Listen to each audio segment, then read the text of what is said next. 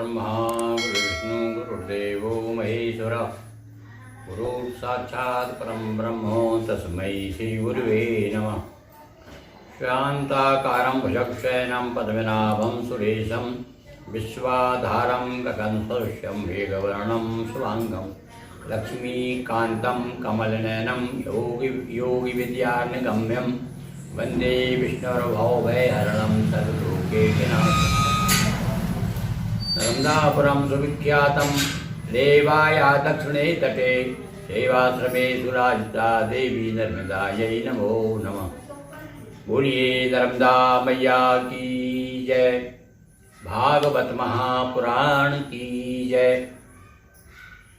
भगवान विष्णु के विविध अवतारों की कथा, साथ में सृष्टि का उद्भव और विभिन्न वंशों की कथा, सूर्य वंश, चंद्र वंश, इक्ष्वाकु वंश, इनकी कथाएं और विशेष रूप से भगवान श्री कृष्ण का लीलामृत से ओतप्रोत या श्रीमद् भागवत महापुराण को सुनाने का और आपको सुनने का सौभाग्य प्राप्त हो रहा है।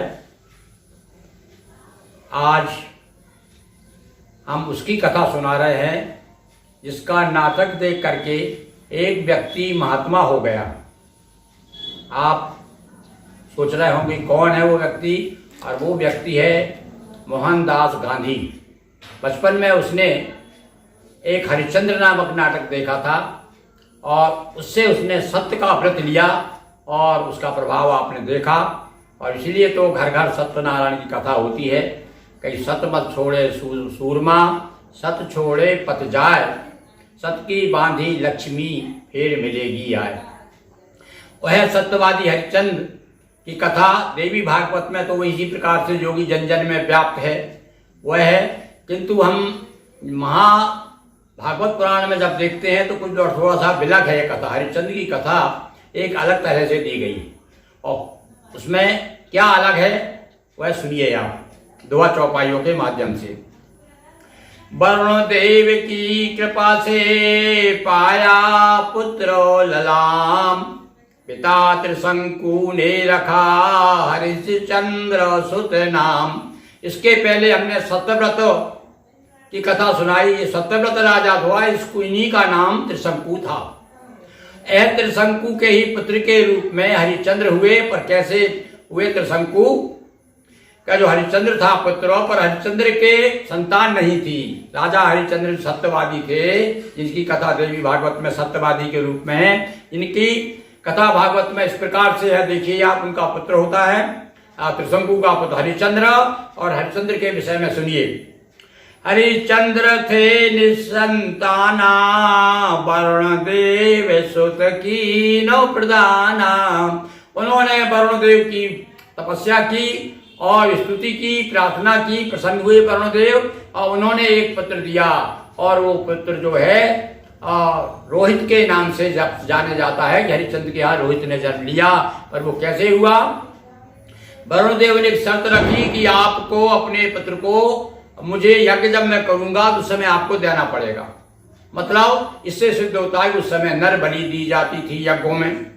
अब वरुण ने कहा जब मैं यज्ञ करूंगा तब देना पड़ेगा। जब ये पुत्र हो गए, उसके बाद जब उनको आवश्यकता पड़ी तो वरुण देव आए, और जब उन्होंने कहा, उन्होंने शर्त क्या रखी कि शर्त वरुण की यजन करूं जब, यज्ञ हेतु तब पुत्र वरुण तब। जब मैं यज्ञ करूंगा तब तुम्हारे पुत्र को ले लूंगा बलिदान के लिए। अब उसने कहा ठीक है भाई, देखेंगे जब हो जाएगा तब कम से कम आप पुत्र तो दो। तो हरिश्चंद्र के यहाँ पर रोहित नाम का एक पुत्र हुआ। अब जब उसको यज्ञ की आवश्यकता पड़ी तो वरुण देव आए, हाँ भाई राजन, पुत्र मुझे वापस कीजिए, मैं यज्ञ करूंगा। तब इन्होंने पुत्र मोह के कारण हीला हवाला करना शुरू कर दिया। बोले जरा जन्मोत्सव मना लें उसका, अब मैं साल 2 साल के बाद में फिर आप ले जाना। फिर बाद में वरुण आए, उस समय के बाद तब उन्होंने कहा जरा बच्चा बड़ा और हो जाने दो, अब उसका हम जो है कवच का संस्कार करेंगे, कवच पहनाएंगे उसको, उसके बाद ले जाना। इस प्रकार से करते करते 16-17 साल हो गए। हरिश्चंद्र टरकाते रहे, जब जब वरुण मांगने आए तब वो मना कर दे। तो इस प्रकार से कि पुत्र हुआ नहीं वचन निभाया, और जब मांगा तब तब टरकाया, टरका दिया, आने बढ़ा दिया, तारीख बढ़ाते रहे, अब फिर ले जाना फिर ले जाना। जब लड़का बड़ा हो गया तब उसको पता चल गया, अरे मेरे पिताजी तो मुझे बलिदान के लिए वरुण को देने वाले हैं। तब उसने कहा तो गड़बड़ हो जाएगा, तो वो धनुष बाण लेकर के अपना घोड़े पे बैठ करके जंगल में चला गया। अब हरिश्चंद्र ने देखा, अरे मेरा कहाँ गया, मेरा बेटा कहाँ गया, वो तो चला गया जंगल। अब वरुण फिर आया, वरुण ने कहा कहाँ भाई तुम्हारा पुत्र, उसने कहा वो जंगल में चला गया, न जाने कहाँ चला गया। तब उसने चढ़ाई कर दी और इसके लिए हमला कर दिया, उसको परेशान करने के लिए। अब इधर नारद जी आ गए, इसे पता चला कि मेरे बाप को मारने वाले हैं वो, तो ये जाने लगे। तो नारद जी ने मना कर दिया, रोक दिया कि नहीं वरुण मारेंगे नहीं, केवल धमका रहे हैं। अब इसके बाद अब इसने सोचा पुत्र ने, अब मैं क्या करूं।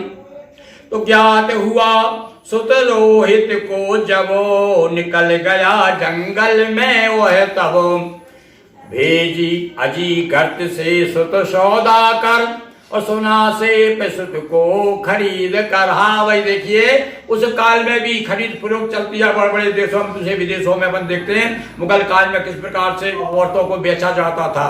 अब यहाँ भी खरीद फरोख्त होती थी। देखो भागवत कह रही है, क्या कह रही है कि रोहित ने क्या किया, एक अजीगर्त नाम के जो व्यक्ति थे, उनका पुत्र था सुनय से, उसे खरीद लिया और खरीद के पिता को सौंप दिया कि पिताजी मेरे एवज में ये पुत्र को बलि दे दो। और भाई कथा तो यह बताती है कि फिर उस पुत्र को दे दिया। और फिर उसमें ऐसा नहीं यज्ञ किया तो कौन कौन ने उस यज्ञ को कराया, उसमें होता कौन बना, अध्वर्यु कौन बना, कौन उसका ब्रह्मा बना, तो उसमें नाम आते हैं वशिष्ठ जी का, विश्वामित्र का, जमदग्नि का। इन सब ने जो है उस नरमेध को कराया। इस प्रकार से हरिश्चंद्र की कथा आती है। सत्यवादी के रूप में तो वैसे सारा संसार जानता है, पर भागवत तो ये कहता कि ये तर्काते रहे, बहानेबाजी करते रहे अपने लड़के के प्रति मोह में। और उसके बाद में जब वो क्या हुआ, पितु को दिया यज्ञ तब कीना, इस प्रकार पूरा प्रण कीना। और बेचारे सुनय सेब को बलि का बकरा बना करके, और वो भी उसके बाद में क्या हुआ, आगे कथा किसी पुराण से हम बताएंगे आपको कि वो बाद में उसको बलि दिया कि नहीं दिया। किंतु यहाँ तो ये बताया है कि वो अपना यज्ञ उन्होंने पूरा किया। विश्वामित्र वशिष्ठ अरु जमदग्नि मिल साथ, पुरुष मेध पूरा किया है प्रसिद्ध यह गाथ। बोलिए बांके बिहारी की जय, उमापति महादेव की जय, नर्मदा मैया जी की जय, हर हर महादेव शंभो। दोस्तों वीडियो को लाइक शेयर करें, चैनल को सब्सक्राइब कर बेल आइकन पर क्लिक करें। बहुत बहुत धन्यवाद।